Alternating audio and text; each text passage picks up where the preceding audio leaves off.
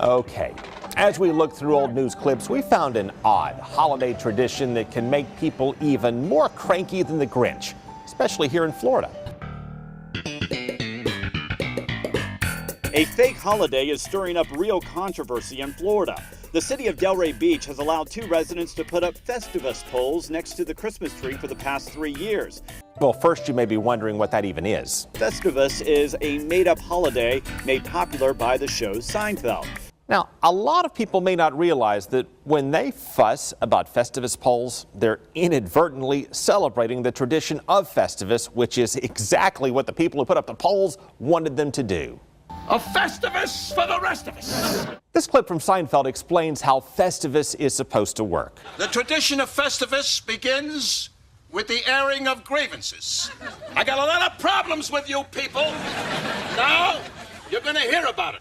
And what started as that made-up holiday on Seinfeld came to life years ago in the Florida state capitol when an activist planted a stack of beer cans in the rotunda. Happy Festivus, everyone.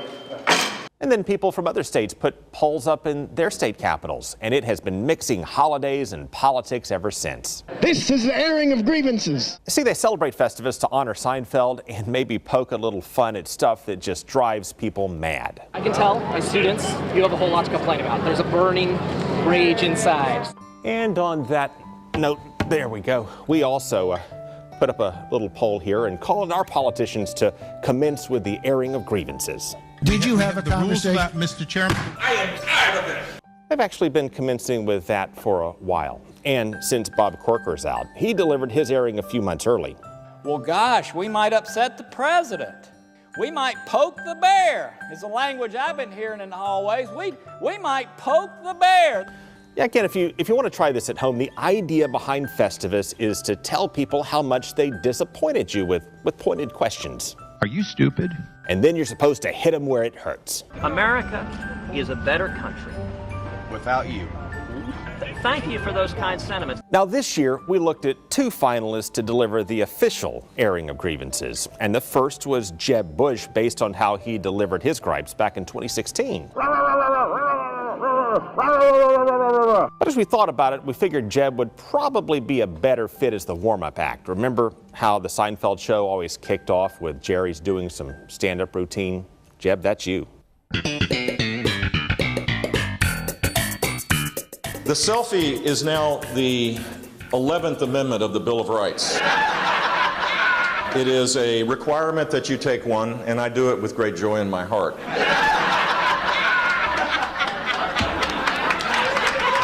And it's better to do it higher than lower because you look skinnier. Am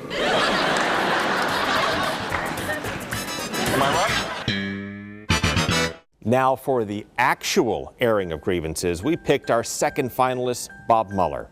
And he submitted his grievances in writing. And this is the most explosive one we have ever seen. Mueller actually wrote that in a criminal investigation, and not only that, but it was really the work of, which means he and committed the act of, and what, keep on going, and will surely be going to prison along with clearly the most striking and earth-shattering airing of grievances we've ever heard. Hey, Craig? Yeah, Darren, what is it? What? Yeah, the audience didn't hear that. Wait, they couldn't hear that? Well, it was redacted.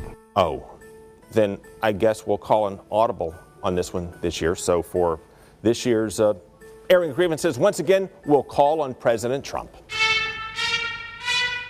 Tomorrow they will say, Donald Trump rants and raves at the press. I'm not ranting and raving. I'm just telling you, you're dishonest people. I guess it was the biggest electoral college win since Ronald Reagan. And the leaks are absolutely real. The news is fake.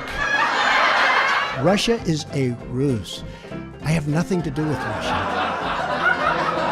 We had a very smooth rollout of the travel ban. This administration is running like a fine-tuned machine. As they say, Never Trump.